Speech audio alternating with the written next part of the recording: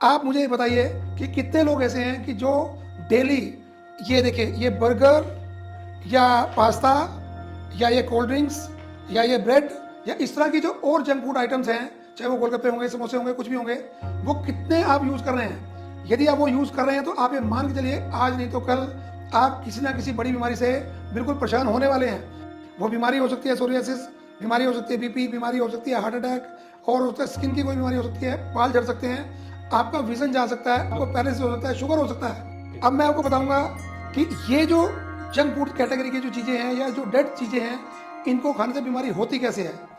हम मानो किसी कारण से बीमार हो भी गए तो हमारा आहार, हमारा भोजन हमको ठीक कर सकता है। नमस्कार दोस्तों, मेरे सामने जो चीजें आप देख रहे हैं इनमें बीमारियों से बचने का राज छिपा है और बीमार होने का कारण भी छिपा हुआ है। मेरे साथ हैं डॉक्टर मनोज बिरमानी जी, पिछले 26 साल से आयुर्वेद में प्रैक्टिस कर रहे हैं और ये आज आपको बताएंगे कि क्या चीज खाने से हम बीमार हो रहे हैं और क्या चीज हमें खानी चाहिए ताकि हम होने वाली बीमारियों से बच सकें। आपको सोशल मीडिया पर बहुत सा ज्ञान भी मिलता है कि ये खाएं ये ना खाएं, लेकिन ये सही ज्ञान दे सकते हैं जो आयुर्वेद के एक्सपर्ट हैं, इसीलिए इनकी पूरी बात जरूर सुनिए। हमें पूरा विश्वास है कि ये पूरा वीडियो देखने के बाद आप बीमार नहीं होंगे खान पान से जुड़ी हुई आदतों को बदलने के कारण, और यदि बीमार हैं तो ठीक होने की प्रक्रिया शुरू हो जाएगी। और एक और बात बता दें, खान पान के कारण, केवल गलत खान पान के कारण हमें लाइफस्टाइल से जुड़ी हुई बहुत सी बीमारियां हो रही हैं।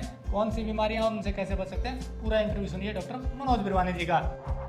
टेक्निकल फार्मिंग चैनल को सब्सक्राइब करें और बेल आइकन भी दबाएं ताकि आगे आने वाले वीडियो की नोटिफिकेशन आपको मिलती रहे। आप जीवन जी तो रहे हैं, पर कैसा जी रहे हैं, मर मर के जी रहे हैं या खुशी से जी रहे हैं, उसका एक मुख्य कारण है आपका भोजन, आपका लाइफस्टाइल। आप मुझे ये बताइए कि कितने लोग ऐसे हैं कि जो डेली ये देखिए ये बर्गर या पास्ता या ये कोल्ड ड्रिंक्स या ये ब्रेड या इस तरह की जो और जंक फूड आइटम्स हैं, चाहे वो गोलगप्पे होंगे, समोसे होंगे, कुछ भी होंगे, वो कितने आप यूज़ कर रहे हैं।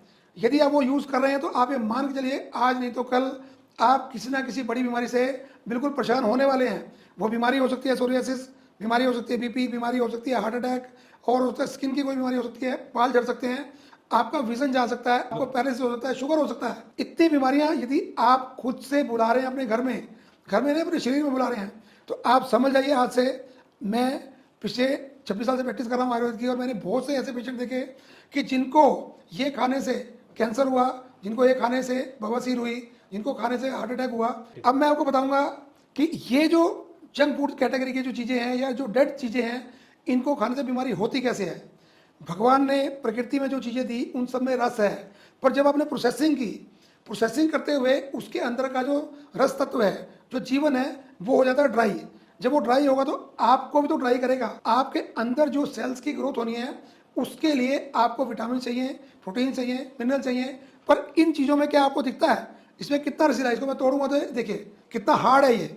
जब इतना हार्ड अभी यह टूट भी नहीं रहा तो ये पेट में जाके हजम कैसे होगा। और ये सब केमिकल्स हैं, जितने केमिकल आपके अंदर जाएंगे उतना नेचुरल सिस्टम आपका डिस्टर्ब होगा।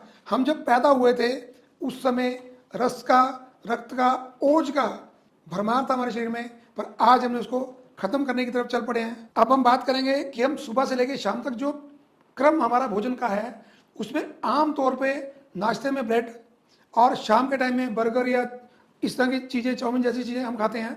ये करती क्या हैं, ये बिल्कुल मैदा है और यीस्ट युक्त मैदा है। और वैसे हमारे पास फंगल डिजीज हम इतनी लेके बैठते हैं, और फंगस हम खुद मुंह से खा रहे हैं, और वो जाके पेट में क्या कर रही है, वो पेट में जाके चिपक रही है, क्योंकि मैदे की टेंडेंसी है चिपकने की।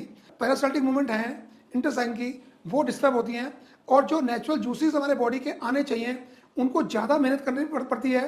जैसे मैंने अभी आपको दिखाया था कि ये कितनी हार्ड चीज़ें सब हैं, इसको हजम करने के लिए ज़्यादा हमें एसिड सिक्रेट करना पड़ता है, ज़्यादा एंजाइम सिक्रेट करने पड़ते हैं, जिससे कि बॉडी डिके की तरफ जाती है। यदि हम किसी चीज़ को ज़्यादा यूज़ करेंगे तो उसका लॉस होना शुरू होगा और बॉडी की ग्रोथ कम होनी शुरू हो जाएगी। अभी हम जो भोजन करते हैं वो जीने के लिए करते हैं या स्वाद के लिए करते हैं। मुझे लगता है कि मैक्सिमम लोग सिर्फ स्वाद, एक जीभ का स्वाद देखते हैं, गले से नीचे उतरने के बाद उसका क्या असर हो रहा है ये कभी सोचते भी नहीं है। तो यदि हम जीना चाहते हैं अच्छे से, हम रोग मुक्त होना चाहते हैं, हम मानो किसी कारण से बीमार हो भी गए, तो हमारा आहार, हमारा भोजन हमको ठीक कर सकता है। क्योंकि आयुर्वेद का मानना है कि यदि हमारा आहार ठीक है, हमारा परहेज ठीक है, तो किसी भी प्रकार की बीमारी आपको लग नहीं सकती, और लग गई तो बिल्कुल ठीक हो जाएगी। तो डॉक्टर साहब आपने बताया कि ये जो फूड है, जो प्रोसेस्ड आइटम है, इन्हें निर्जीव के फूड की माना जाता है क्योंकि इसमें न्यूट्रिशन इतने होते नहीं है। तो लेकिन स्वस्थ रहने के लिए जो जीवित फूड खाना चाहिए वो कौन कौन सा है, वो जरा दर्शकों को बताइए ताकि उन्हें पता चले कि प्रोसेस्ड आइटम छोड़ करके ये खाना चाहिए। देखिए, भगवान ने जब प्रकृति बनाई, जब जीव बनाया, उस जीव का पोषण करने के लिए उसने बहुत सारे लिविंग फूड्स हमको दिए, क्योंकि इस धरती पे मैक्सिमम चीज़ें आपकी लिविंग हैं और वो आपको सूट भी करती हैं। यदि आप नॉन लिविंग चीज़ खाएंगे तो सूट भी नहीं करती है और बीमार भी करती है। उन लिविंग चीज़ की जो एग्जाम्पल मैं आपको देना चाहूँ, सबसे पहला लिविंग आइटम है जल। यदि जल है तो जीवन है। जल के बाद दूसरा तत्व है दूध। हम पैदा हुए तो हमने दूध पिया। उसके अलावा अनाज, अनाज में देखिएगा साबुत गेहूँ, जो साबुत गेहूँ है, और साबुत दाल, और उसको प्रोसेसिंग नहीं करनी, साबुत चावल, ये जबकि वाइट चावल है, हमको ब्राउन चावल खाने चाहिए सबसे अच्छा। उसके अलावा ये चना है, राजमा है, हर प्रकार की दाल है। उसके अलावा ये सीड्स है हमारे पास, ये ड्राई फ्रूट की कैटेगरी में आते हैं। और ये भी सीड्स कहाँ से आने हैं, ये तो फलों के सीड है हमारे पास। उसके अलावा आप देखिएगा कि ये मक्की हमारे पास है, और उसके अलावा सेब हो गए, आपकी सब्जियां हो गई, आपकी तुरई हो गई, आपके बेबी कॉर्न्स हो गए, उसके अलावा आपके आम हो गए, और हर तरह की सब्जी, खीरा, घिया, अदरक, नींबू, शिमला मिर्च, और ये जो बिल्कुल ताज़ी सब्जियां हैं, इनको यदि हम रॉ खाएं तो ज़्यादा अच्छा होता है।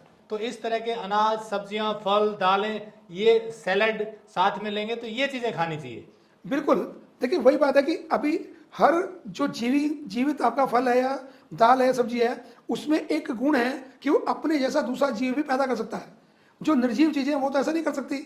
इंसान, यदि दूसरा इंसान अपने जैसा बच्चा पैदा कर सकता है, तो आप इनमें से कोई भी सीड उठा के ज़मीन में डालिए मौसम के हिसाब से, तो वो जीवन पैदा करेगा। तो वो कैसे पैदा करेगा, यदि उसमें कुछ है। और हमें भी तो क्या है, सोचना भी है, हमको एक्शन भी करना है, हमको काम भी करना है। वो कैसे कर पाएंगे, यदि हमें उस तरह का पोषण मिलेगा, रस मिलेगा, तो ही हम जीवित रह पाएंगे।